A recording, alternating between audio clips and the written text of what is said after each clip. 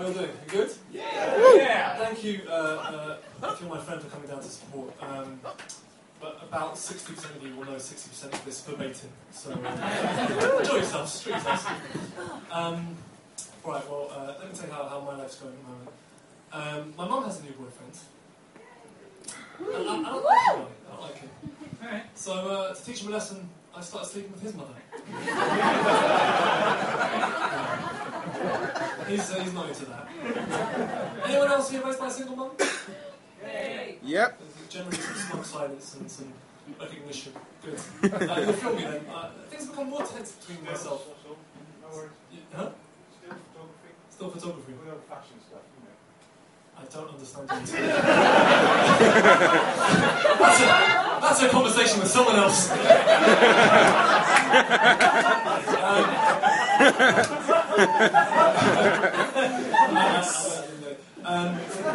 Anyway, things have become much more tense between myself and my mum's new boyfriend, since we both applied to the council to adopt each other. He applied to adopt me, I applied to adopt him back in retaliation. And both applications have been successful, which means that I am now his adopted father. And he's my adopted father. And so his father's father is himself. He's his own grandfather. And he spends most of his time in my living room fabricating stories about the war, while simultaneously trying to steal money from his own wallet and molest himself. But I love my mum. I had a weird childhood, although it seemed normal at the time. When I was only a few months old, my mother decided to take me riverboating. But she lost control of the vessel and I drifted away downstream, deep into the jungle of central India. And given my age at the time and my mother's inexperience with riverboats, it's actually incredibly reckless parenting. And I was discovered by a black panther named Bagheera, who decided it would be a good idea to take me to be raised by a nearby pack of wolves. Wolves! With their reputation as carnivorous pack animals. Incredibly dangerous choice of foster parents. And for 10 years I was repeatedly lacerated and buggered by my fiercely territorial foster brothers. Until a tiger named Shere Khan decided he wanted to kill me. And it was then that Bagheera remembered there was a man village nearby. A man village which had been there the entire time was the likely home of my biological parents. But which up to that point had completely slipped his mind. I returned to the man village a feral child. I was rejected by my family, ridiculed by my peers, and as I descended into a spiral of resentment, I promised that one day I would get that panther back, and when I was old enough, I went back to the jungle, and I shot him dead in front of his children, before taking my own life. Disney weren't interested in commissioning that version of the Jungle Book. But no, my mum, my mum is American. That's the first true thing I've said so far. And I am was half American, half British. So I use self-help books to suppress my emotions. And growing up as a mixed-race child, I would often wonder which of my two cultures was more sort of perverse. You know, they're both weird. And instinctively you might think it's America. In America we had a big start to the year 2011. We killed Osama. Right, that was big for us. And the White House had accepted that he wasn't shot because he was armed. He was shot because he attempted to resist their operation, to shoot him. And he died and we celebrated his death. Because we love violence, Americans. We love violence. And it's ironic because we criticise the Japanese for having a disorganised response to the tsunami. But if America had been hit by a tsunami, the response would have been violent. They would have been like, "Nice move, Mother Nature. But you splashed your last splash. Captain McBride, on my orders, deploy the nukes into the water. We're going to blow up the Pacific Ocean." Sir, are you insane? Maybe a little. But I'd rather be a little insane than a lot covered in water.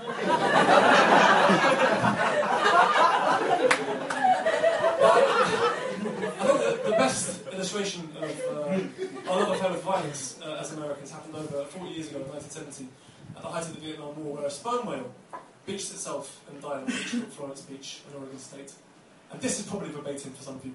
And the way that they dealt with this whale was they blew it up. Now, aside from being an enormous waste of sperm, it's a sperm joke, right?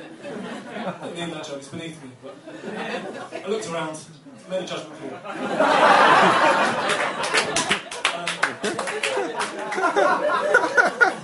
It's a very violent response to a beach whale. It makes you wonder what happened to lead to that decision being taken. Sure, there appears to be a whale on Florence Beach. I see.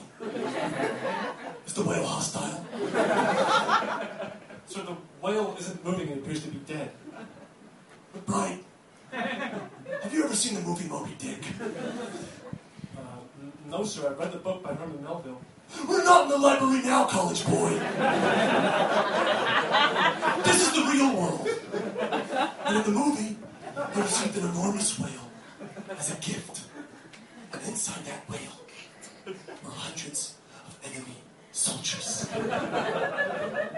Sorry, I think I'm thinking of the Trojan horse.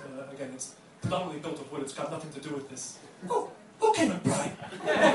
Let's just take our pants off, light some candles, and order in some noodle soup. So, why would we do that? So the Viet Cong can have a good time fucking us in the ass, McBride. No, I like you. You're an attractive man. But you haven't got the brains for whale management. No, we're gonna blow that motherfucker sky high. That's absolutely insane. Oh yeah? I'll tell you what else is insane, McBride. Two grown men in love. What? All I'm saying is we inspect the whale before we decide to blow it up. Okay, McBride. You got yourself 5 minutes to talk that whale back into the water. But when the clock strikes 5, that fish is gonna fry. Sir, I mean, first of all, the whale's a mammal, not a fish. God damn you, McBride! You think I want to be stuck here in Oregon State blowing up whales? I want to be back in Nam where the action is.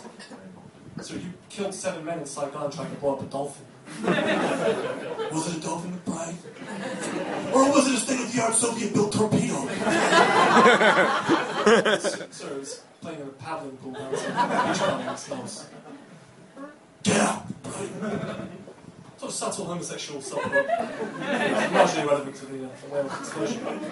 But, as British people, we look at these events with a certain degree of superiority, like, nothing that crazy would ever happen in England. But we had our own beach whale in the Thames in 2006. And I think what we did to that whale was much worse. Because our whale was alive, and we killed it. We lifted it out of the water, it suffocated, then we cut its head off. I can Wikipedia that. I think what this shows about British culture is this colonial hang-up we have about preserving our status in the world. Because when the head of Thames Maritime Police heard about the beached whale in the Thames, he said to his chief of staff, "Bring me the whale." So, what do you need? Hoist the whale out of the water and bring him to me. So, whale needs water to survive. Oh, precisely, Charles.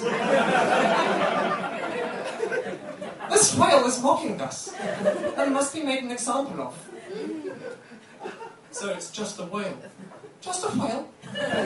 Just a whale, Charles. Was Napoleon just a whale? Was Hitler just a whale? Bring me the whale, cut off his head. So that's barbaric.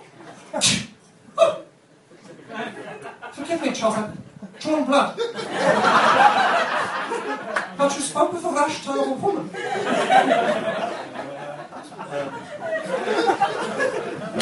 So